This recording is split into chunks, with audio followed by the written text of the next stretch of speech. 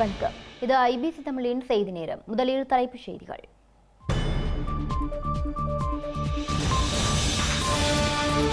இலங்கையில் கடும் கடற்கொந்தளிப்புடன் தொடரும் காலநிலை சீர்கேடு. கடற்படை கலங்கள் மற்றும் இழுவை படகுகள் கரை திரும்ப உத்தரவு. தென்னிலங்கை வேட்பாளர்கள் கணக்கில் எடுக்கப்படுவார்கள் என்கிறார் சுமந்திரன். மக்களுடன் பேசிய பின்னரே இறுதி முடிவு எனவும் கருத்து. ரணிலை அரசு தலைவர் தேர்தலில் களமிறங்க கோரி திருமலையில் உண்ணாநிலை. டக்ளஸ் தேவானந்தாவின் இபிடிபி சார்பிலான போராட்டம் என தகவல். வடக்கில் ரணில் வெளியிட்ட காணி விடுவிப்பு உறுதிமொழி பொய்த்தது. சுழிபுரம் திருவடி நிலையில் ஸ்ரீலங்கா கடற்படையின் புதிய ஆக்கிரமிப்பு முயற்சி. சென்னை உயர்நீதிமன்ற நீதிபதி மீது உச்ச நீதிமன்றத்தில் கௌதூர் மணி முறையீடு. எச்சில் இலைகள் மீது உருளும் நேர்த்திக்கடன் தீர்ப்பால் சர்ச்சை. ரஃபா மீதான குரூர தாக்குதல்களுக்கு மத்தியில் ஐரோப்பிய ஒன்றியத்தில் பேச்சு. பலஸ்தீன அரசை நாளை அங்கீகரிக்கவுள்ள 3 ஐரோப்பிய நாடுகள்.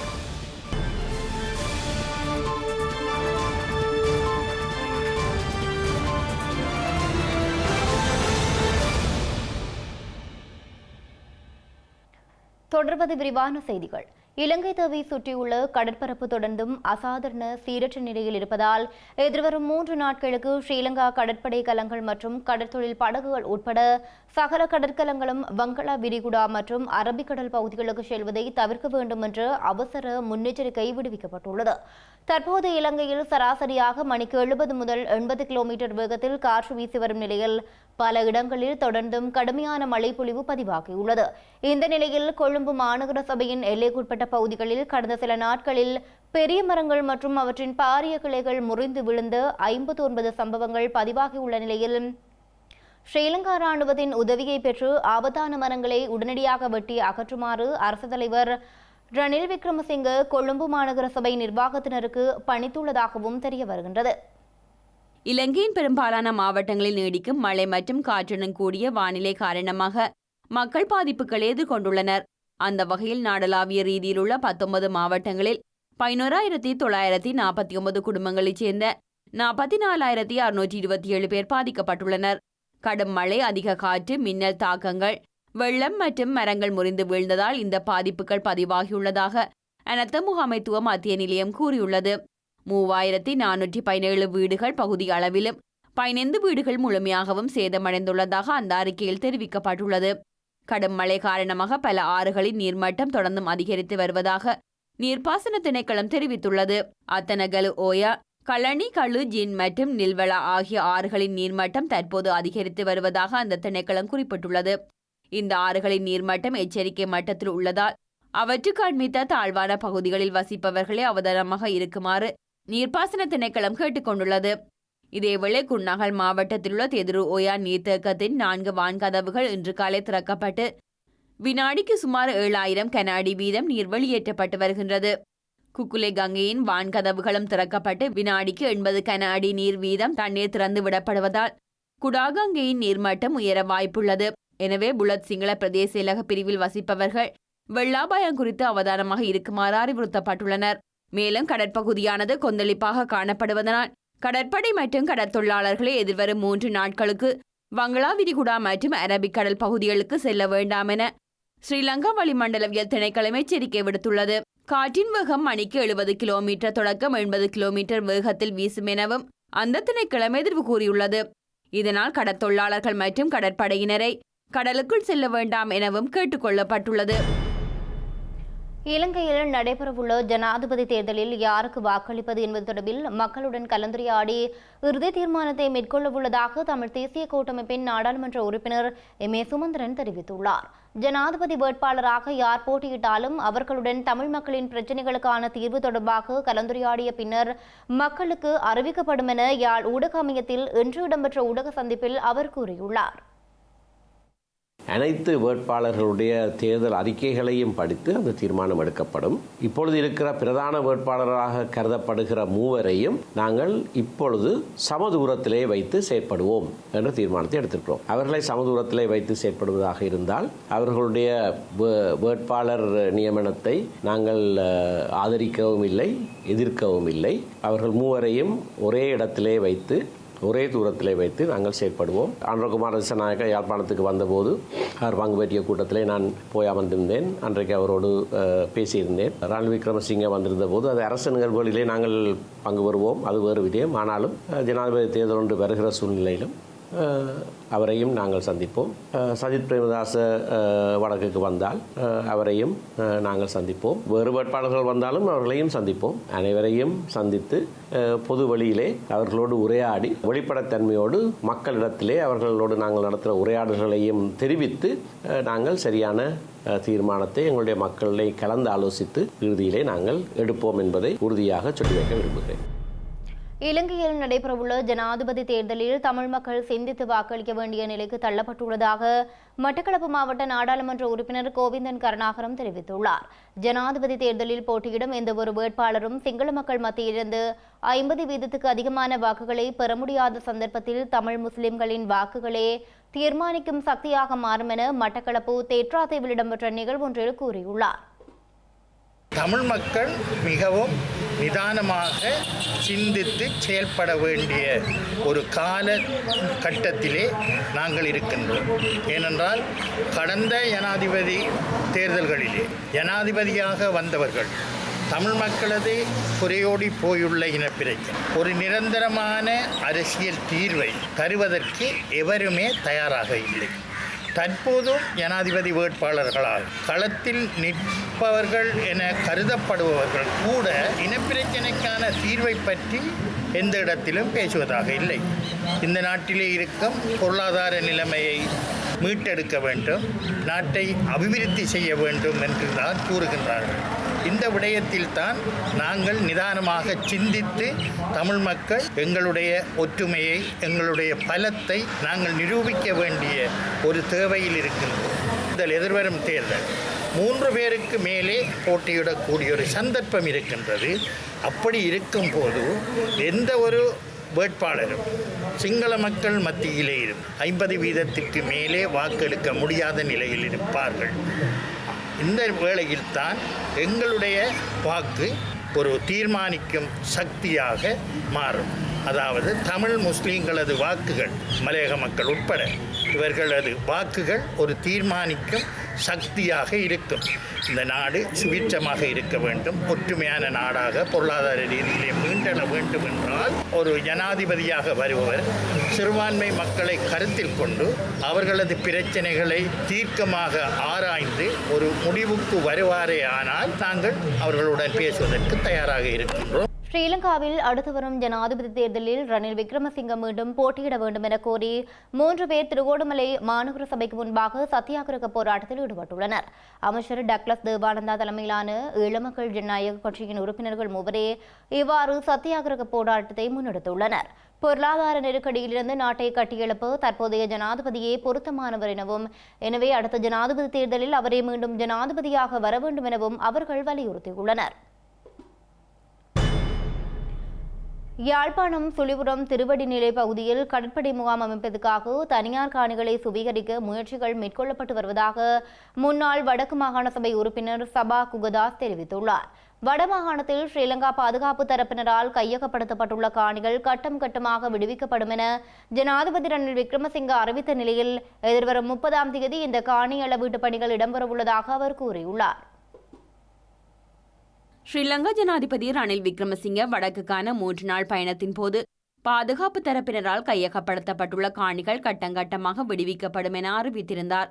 ஜனாதிபதியின் அறிவிப்பு வெளியான சில நாட்களில் யாழ்ப்பாணம் சங்கானை பிரதேச செயலக எல்லைக்குள் உள்ள J172, J174 கிராம உத்தியோகஸ்தர்கள் பிரிவில் ஸ்ரீலங்கா கடற்படையினர் தங்கள் முகாமை நிரந்தரமாக அமைப்பதற்காக தனியார் காணிகளை சுவீகரிக்கும் நடவடிக்கையில் ஈடுபடவுள்ளனர். ஸ்ரீலங்கா நில அளவை திணைக்களத்தினரின் உதவியுடன் எதிர்வரும் 30ஆம் தேதி காலை 9 மணிக்கு தனியார் காணிகளை சுவீகரிப்பதற்கான அளவீட்டு பணி இடம்பெறவுள்ளதாக முன்னாள் வடமாகாண சபை உறுப்பினர் சபா குகதாஸ் தெரிவித்துள்ளார். இந்த அளவீட்டு பணிகளை தடுத்து நிறுத்த காணி உரிமையாளர்களை முன்வருமாறு அவர் கேட்டுக் கொண்டுள்ளார். சுவீகரிக்க தயாராகும் சுழிபுரம் திருவடிநிலை பகுதியானது மத அடையாளங்களையும் புனித தீர்த்த பகுதிகளையும் மக்களின் இறந்த உடல்களை எரிக்கும் சுடுகாடுகளையும் மீன்பிடி தொழிலை செய்வோருக்கான கடலோரத்தையும் சுற்றுலா பயணிகளின் பொழுதுபோக்கு பிரதேசத்தையும் கொண்டு காணப்படுவதாக அவர் சுட்டிக்காட்டியுள்ளார்.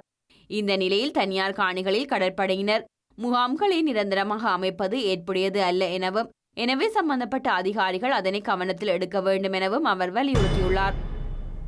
இதேவேளை மட்டக்களப்பு கல்லடி பாலத்துக்கு அருகில் உள்ள அரச காணியினுள் அத்துமீறி நுழைந்து முன்னெடுக்கப்பட்ட காணி அபகரிப்பு நடவடிக்கை முறியடிக்கப்பட்டுள்ளது. இதன்போது காணிகளை அடைப்பதற்காக கொண்டுவரப்பட்ட பொருட்கள் மற்றும் பாதுகாப்பு கண்காணிப்பு ஒளிப்பதிவு கருவிகள் என்பன அகற்றப்பட்டு வாகனங்களில் ஏற்றப்பட்டு மாநகர சபைக்கு கொண்டு செல்லப்பட்டுள்ளன. மட்டக்களப்பு கல்லடி பாலத்திற்கு அருகிலுள்ள தோணா பகுதியினை சிலர் அபகரிக்கும் முயற்சியில் ஈடுபட்டிருந்தனர். குறித்த பகுதியில் சிலர் பாதுகாப்பு கண்காணிப்பு ஒளிப்பதிவு கருவிகளை பூட்டி குறித்த பகுதியில் வேலிகளிடும் நடவடிக்கைகளை முன்னெடுத்திருந்தனர். குறித்த விடயம் தொடர்பில் ஸ்ரீலங்கா ராஜாங்க அமைச்சர் சிவனேசதுரை சந்திரகாந்தன் மற்றும் நாடாளுமன்ற உறுப்பினர் கோவிந்தன் கருணாகரம் ஆகியோரின் கவனத்திற்கு கொண்டு வரப்பட்டது. இதனையடுத்து குறித்த இடத்திற்கு சென்று ராஜாங்க அமைச்சர் சிவனேசதுரை சந்திரகாந்தன் மற்றும் நாடாளுமன்ற உறுப்பினர் கோவிந்தன் கருணாகரம் ஆகியோர் மட்டக்களப்பு மாநகர சபையின் உதவியுடன் குறித்த பகுதியில் முன்னெடுக்கப்படும் காணி அபகரிப்பினை தடுத்து நிறுத்தியுள்ளனர்.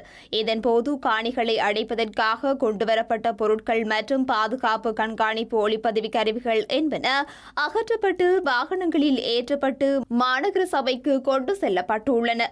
குறித்த பகுதியானது வெள்ள நீர் வழிந்தோடுவதற்கான பிரதான பகுதியாக காணப்படுகின்றது. குறித்த பகுதி அடைக்கப்படுமானால் கல்லடி தொடக்கம் காத்தான்குடி வரையான பகுதிகள் வெள்ளத்தில் மூழ்கும் அபாயம் காணப்படுவதாக குறித்த பகுதி மக்கள் தெரிவித்துள்ளனர். குறித்த விடயம் தொடர்பிலான விசாரணைகளை காத்தான்குடி காவல்துறையினர் ஆரம்பித்துள்ளனர்.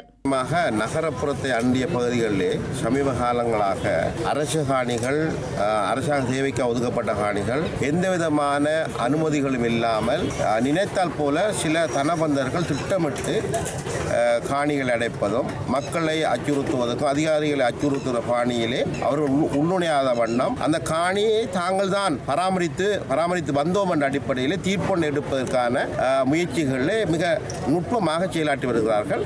திட்டமிடப்பட்டு அபகரிக்கப்படுகிற நிகழ்ச்சிகளின் அடிப்படையில் இங்கு இருந்த அனைத்து விதமான தற்காலிக விடயங்கள் எல்லாம் கலட்டி மாநகர சபையினுடைய கட்டுப்பாட்டில் வைக்கும்படி மாவட்ட அபிவிருத்தி குழு தலைவர் அடிப்படையில் சொல்லியிருக்கிறேன். கிராம மட்டத்தில் இருக்கிற அதிகாரிகள் இவர்களை கண்டு அச்சப்படுகிறார்கள். அந்த அச்சப்பட்ட சூழலை வைத்து இவர்கள் சட்டவிரோதமாக இந்த ஆரம்ப வேலைகளை ஆரம்பித்திருக்கிறார்கள். நிச்சயமாக அரசாங்கம் அரச காணியின் அடிப்படையில் காணியை பாதுகாக்கிற சட்டத்தை எடுக்கும். தமிழ் தேசிய மக்கள் முன்னணியின் கொள்கைகள் தொடர்பில் விமர்சிப்பதற்கு புலட் கட்சிக்கு எந்த ஒரு தகுதியும் இல்லை என அந்த கட்சியின் வவுனியா மாவட்ட அமைப்பாளர் VS தவபாலன் தெரிவித்தார். எனவே தமிழ் தேசியம் தொடர்பில் பகிரங்க விவாதம் நடத்த முன்வருமாறு புலட் கட்சியின் முன்னாள் வடமாகாண சபை உறுப்பினர் பாவண்ணா கஜதீபனிடம் அவர் சவால் விடுத்துள்ளார். கைதீபன் போன்றோர் தேசியம் பேசுவது வேதனை தரும். கைதீபன் போன்றோருக்கு நான் என்ன சொல்றேன், பகிரங்கமாக நான் விவாதத்துக்கு வர வந்தையா பார்த்திபன் கைதீபன் போன்றோருக்கு நான் சொல்றபடியா பகிரங்கமாக இந்த தளத்தை விவாதிப்போம், அரசியல் தளத்தை விவாதிப்போம். நீங்கள் ஏதோ எது சரி எதுபடி என்ற ஒரு ஊடக சந்திப்பில் பேசுற மாதிரி பேசல. இங்கே ஒரு கேளிக்கை நிறைந்த ஒரு நகைச்சுவை இந்த மேடையில மாதிரி நக்கலும் நையாண்டியும் நடந்தும் செய்கின்ற அரங்காக நீங்கள் இந்த பொதுவழி சந்திப்புகளை மாற்றுகின்றீர்கள். ஆரோக்கியமாக உரையாடுவோம், அதில் எந்த மாற்று கருத்தும் இல்லை. ஆனால் அதற்காக தேசியம் தொடர்பான கேள்வி கேட்கறதுக்கும் சில அருகதைகள் என்ன பொறுத்தளவு வேணும். நாங்கள் எங்க நிற்கிறோம், எந்த இடத்துல நின்று கொண்டு கேள்வி கேட்கிறோம் என்ற விடயங்களை தான் யோசிக்கணும், சிந்திக்க வேண்டும். இந்த பரமசிவன் களத்திலிருந்து பாம்பு கேட்டது கைலாச சவிக்கியமாண்டு வெங்கியோடத்தை நின்று கொண்டு என்னத்தையோ நோக்கி கேள்வி கேட்கிறதாக அல்லது தாங்கள் ஒரு பலம் மிக்கவர்களாக நின்று கொண்டு அல்லது கொண்ட கொள்கையே நிலப்பாடை தெரியாத முறையில் கேள்வி கேட்பதாக இந்த விடயங்கள் இருக்கின்றது. இது ரொம்ப விவாதிக்க வேண்டுமாக தான் நானும் தயாராக இருக்கிறேன். ஒரு இளைஞர்களாக நாங்கள் ஆரோக்கியமான திறந்த கலந்துரையாடலை மேற்கொள்வோம். மக்கள் அரங்கில ஒரு பொது வெளியில பொது மேடையில மக்கள் முன்னிலையில ஊடகங்கள் முன்னிலையில பகிரங்கமாக பேசுவோம். இந்த விடயங்களை பேசுவோம், மக்கள் புரிந்து கொள்ளட்டும். ஒன்றுபட்ட நாடு மகிழ்ச்சியான தேசம் என்ற தொனிப்பொருளில் அரசியல் கட்சிகள் மற்றும் குடிசார் அமைப்புகள் சில ஒன்றிணைந்து சர்வசன அதிகாரம் என்ற புதிய அரசியல் இயக்கம் ஒன்றை இன்று உருவாக்கியுள்ளனர். இந்த அரசியல் இயக்கத்தை அமைப்பதற்கான எழுத்து மூல உடன்படிக்கை இன்று கொழும்பில் கைச்சாத்திடப்பட்டுள்ளதுடன் சிங்கள கடும்போக்கு தேசியவாத கொள்கையை முன்வைக்கும் பலர் இந்த கூட்டணியில் இணைந்துள்ளமை உற்றுநோக்கலை ஏற்படுத்தியுள்ளது. தாய்நாட்டு மக்கள் கட்சியின் தலைவரும் தொழிலதிபருமான திலிப் ஜேவீர தேசிய சுதந்திர முன்னணியின் தலைவர் பிமல் வீரவங்ச பிவிதுருகல உரிமையவின் தலைவர் உதயன் கம்மன்பில ஜனநாயக இடதுசாரி முன்னணியின் டிவிடி திலகஸ்ரீ இலங்கை கம்யூனிஸ்ட் கட்சியின் பிரதான செயலாளர் மருத்துவர் ஜி விஜயசிங்க ஜுதுகம் அமைப்பின் ஏற்பாட்டாளர் கெவிந்து குமாரதுங்க ஆகியோருடன் நாடாளுமன்ற உறுப்பினர் பேராசிரியர் சன்ன ஜேசுமன தலைமையிலான நாடாளுமன்ற உறுப்பினர்கள் இணைந்து புதிய கூட்டணியை உருவாக்குவதற்கான உடன்படிக்கையில் கையெழுத்திட்டுள்ளனர். මේ දේශපාලන වින්‍යාසය තුළ පහුගිය කාලේ අපි நான் தற்போது நாடாளுமன்றை பிரதிநிதித்துவப்படுத்தும் 193 பேரை சந்தித்துள்ளேன். அவர்களில் 53 பேருடன் மிகவும் நெருக்கமாக கலந்துரையாடல்களை மேற்கொண்டேன். மேலும் பலர் எம்முடன் இணைந்து கொள்வார்கள். பல்வேறு காரணங்களுக்காக அவர் இந்த இடத்தில் இணைந்து கொள்ளாவிட்டாலும் அவர்கள் அனைவரும் ஒருமித்த விடயம் ஒன்று உள்ளது. உங்களின் மரண வீட்டில் திருமண வீட்டில் கலந்து கொண்டவர்கள் கொழும்பில் இவ்வாறு இருப்பதில்லை. இந்த அரசியல்வாதிகள் உங்களை பிரதிநிதித்துவப்படுத்துவோர் அல்ல, கிராமத்திலிருந்து வந்தவர்கள். மிகவும் அற்ப சலுகைகளுக்காக இனத்தை காட்டிக் கொடுக்கும் சட்டமூலங்களுக்கு கை உயர்த்துகின்றனர். இனத்தை காட்டிக் கொடுக்கும் விற்கும் செயற்பாடுகளுக்கு இணங்குகின்றார்கள். நாட்டை காட்டிக் கொடுக்கும் வெட்கமின்றி அவர்கள் கொழும்பிலிருந்து தம்மை பிரதிநிதித்துவப்படுத்தும் உறுப்பினர்களாக இருப்பார்கள் என மக்கள் நம்பினார்கள். எனினும் தற்போது மிகவும் வெட்கப்பட வேண்டிய நிலையை எதிர்நோக்கியிருக்கிறோம். இதன் காரணமாக இந்த நாட்டின் அப்பாவி மக்கள் இந்த அரசியல்வாதிகளை நிராகரிக்கும் நிலைக்கு வந்திருக்கிறார்கள். நான் கதைத்த அனைவரும் தம் வயிற்றை நிரப்பும் வேலை திட்டங்களுடனேயே இருக்கின்றார்கள் රටවල දේශපාලන දහම තමයි என்று உலகில் உள்ள பிரதான நாடுகளில் புதிய தாராளவாத கொள்கை முன்வைக்கப்படுகிறது. புதிய தாராளவாத கொள்கை என்பது அரசை இல்லாது செய்வதாகும். நாட்டின் பொருளாதாரத்தையும் முழு பலத்தையும் தனியாருக்கும் உலகில் உள்ள செல்வந்தர்களின் கைகளுக்கு தாரை வார்ப்பதாகும். அரசு என்ற கொள்கை இல்லாது செய்ய வேண்டும். சகவாழ்வை வீழ்ச்சியடைய செய்ய வேண்டும். இறுதியில் தனிநபர் சமூகத்திற்கு பதிலாக தனக்கு கூட சொந்தமில்லாத ஒருவராக மாற்றப்பட வேண்டும். அதுவே புதிய தாராளவாத கொள்கையின் சாராம்சம். தனிநபர் பாலியல் அடையாளம் தொட்டு அனைத்தும் மாற்றப்படும். பெண்களை ஆணாகவும் ஆணை பெண்ணாகவும் மாற்ற முடியாது. எனவே தி ஜேஆர் குறிப்பிட்டார். ரணில் விக்ரமசிங்கே நாளை மறுதினம் ஓரின சேர்க்கை மற்றும் பாலின சமத்துவம் தொடர்பான சட்டமூலம் ஒன்றை கொண்டு வருகிறார்.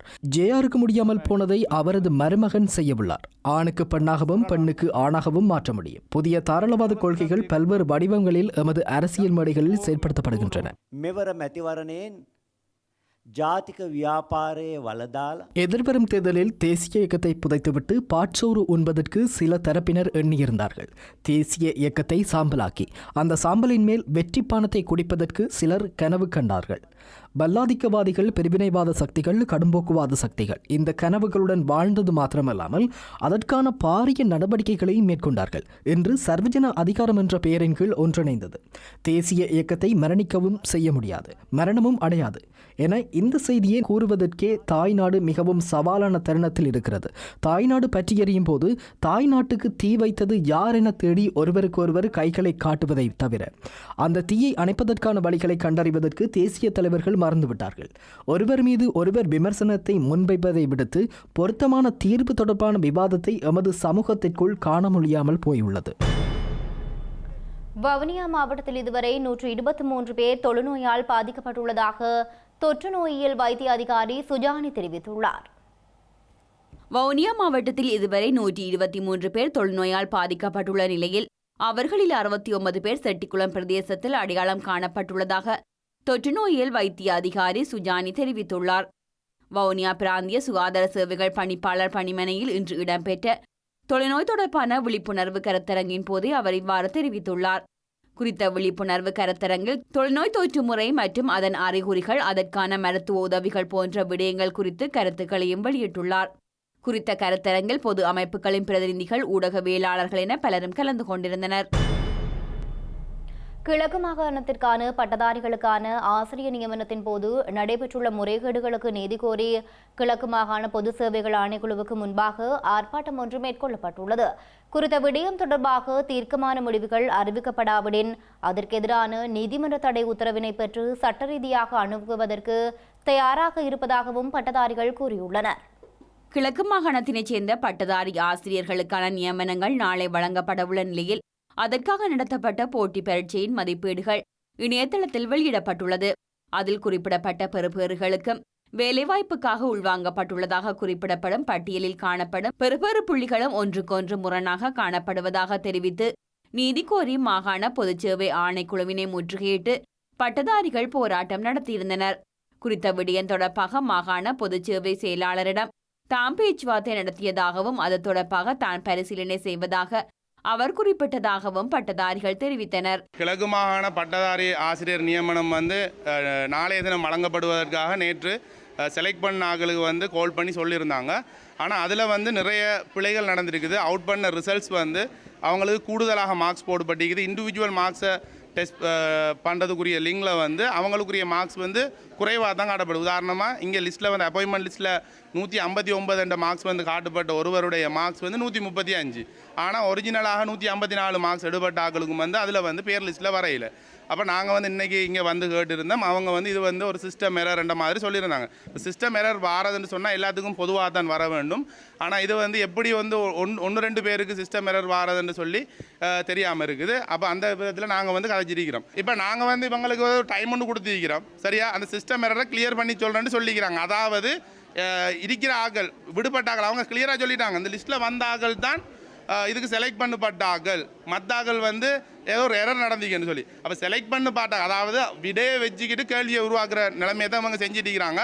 அவங்க கொஞ்சம் வெயிட் பண்ண சொல்கிறாங்க. அந்த சிஸ்டத்தை கிளியர் பண்ணதுக்கு பிறகு ஒருக்கா பார்த்துப்புட்டு திரும்ப வர சொல்லி அதான் திட்ட தெளிவாக சொல்லிட்டாங்க. இந்த ஆக்கள் அவ்வளோ பேர் தான் அப்பாயின்மெண்ட்டுக்குரிய ஆகலன்னா என்னத்தை சிஸ்டத்தை கிளியர் பண்ணியும் எந்த பதிலும் கிடைக்க போகிறதில்ல. ஆனால் நாங்கள் வெயிட் பண்ணுறோம். அப்படி இல்லாத பட்சத்தில் நீதிமன்றத்தின் ஊடாக சட்ட ரீதியாக நடவடிக்கை எடுக்கிறதுக்காக நாங்கள் தயாராக இருக்கிறோம்ங்கிறதையும் இந்த இடத்துல சொல்லிக்கொள்கிறோம். மேலும் சில உள்ளூர் செய்திகள் தொடர்கின்றன.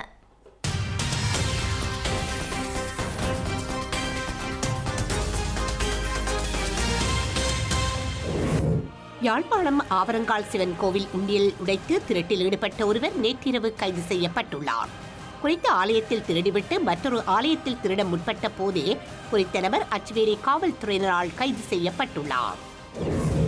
போதைப்பொருள் பாவனையிலிருந்து இளம் சந்ததியை காப்போம் எனும் தொனிப்பொருளில் வவுனியாவைச் சேர்ந்த இளைஞர் ஒருவரால் வடமாகாணத்தை சுற்றி நடைப்பயணம் ஒன்று ஆரம்பிக்கப்பட்டுள்ளது. வவுனியா சமயபுரத்தைச் சேர்ந்த ரோஷன் எனும் இளைஞர் ஒருவரே அதிகரித்து வரும் போதைப் பொருளின் பாவனையை கட்டுப்படுத்தும் நோக்கில் வடமாகாணத்தை சுற்றி நடைப்பயணம் ஒன்றை ஆரம்பித்துள்ளார். மன்னார் பேசாலை காவல் பிரிவிற்குட்பட்ட முருகன் கோவில் பகுதியில் உள்ள காட்டுப் பகுதியில் இன்று மன்னார் நீதிமன்றத்தின் உத்தரவுக்கமைய அகழ்வு நடவடிக்கைகள் மேற்கொள்ளப்பட்டுள்ளன. குறித்த பகுதியில் கடந்த 18ஆம் தேதி மாலை 8 பேர் புதையல் தோண்டிய நிலையில் கைது செய்யப்பட்டிருந்தனர். எனவே புதையல் தோண்டியதாக கூறப்படும் இடத்தில் அகழ்வு பணியை முன்னெடுக்க பேசாலை காவல்துறையினர் விடுத்த கோரிக்கைக்கமைய நீதவான் அகழ்வு பணிகளுக்கு அனுமதி வழங்கியிருந்தார். எனினும் குறித்த இடத்தில் எதுவித பொருட்களும் மீட்கவில்லை என தெரிவிக்கப்பட்டுள்ளது. கிளிநொச்சி கண்டாவளை பிரதேச செயலாளர் பிரிவிற்குட்பட்ட கல்மடு நகர் ரங்கன் குடியிருப்பு பகுதியில் காட்டு யானைகளினால் வாழ்வாதாரத்திற்காக மேற்கொள்ளப்பட்டிருந்த பலன் தரக்கூடிய மரங்கள் அழிக்கப்பட்டு வருவதாக குறித்த பகுதி மக்கள் கவலை வெளியிட்டுள்ளனர். காட்டு யானைகள் மக்களை அச்சுறுத்துவதனால் இரவு வேளைகளில் மக்கள் தூக்கமின்றி காவல் காக்க வேண்டிய நிலை ஏற்பட்டுள்ளதாகவும் வெளியிடங்களுக்கு செல்ல முடியாத நிலை ஏற்பட்டுள்ளதாகவும் அவர்கள் தெரிவித்துள்ளனர். செய்திகளின் நிறைவாக இனி மீண்டும் தலைப்புச் செய்திகள்.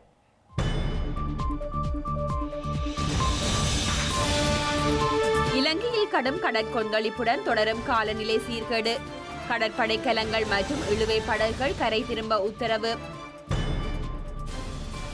தென்னிலங்கை வேட்பாளர்கள் கணக்கில் எடுக்கப்படுவார்கள் என்கிறார் சுமந்திரன். மக்களுடன் பேசிய பின்னரே இறுதி முடிவு எனவும் கருத்து. ரணிலை அரசு தலைவர் தேர்தலில் களமிறங்க கோரி திருமலையில் உண்ணாநிலை. டக்ளஸ் தேவானந்தாவின் இபிடிபி சார்பிலான போராட்டம் என தகவல். வடக்கில் ரணில் வெளியிட்ட காணி விடுவிப்பு உறுதிமொழி பொய்த்தது. சுழிபுரம் திருவடி நிலையில் ஸ்ரீலங்கா கடற்படையின் புதிய ஆக்கிரமிப்பு முயற்சி. சென்னை உயர்நீதிமன்ற நீதிபதி மீது உச்ச நீதிமன்றத்தில் கௌதூர் மணி முறையீடு. எச்சில் இலைகள் மீது உருளும் நேர்த்திக்கடன் தீர்ப்பால் சர்ச்சை. ரஃபா மீதான குரூர தாக்குதல்களுக்கு மத்தியில் ஐரோப்பிய ஒன்றியத்தில் பேச்சு. பலஸ்தீன அரசை நாளை அங்கீகரிக்கவுள்ள 3 ஐரோப்பிய நாடுகள்.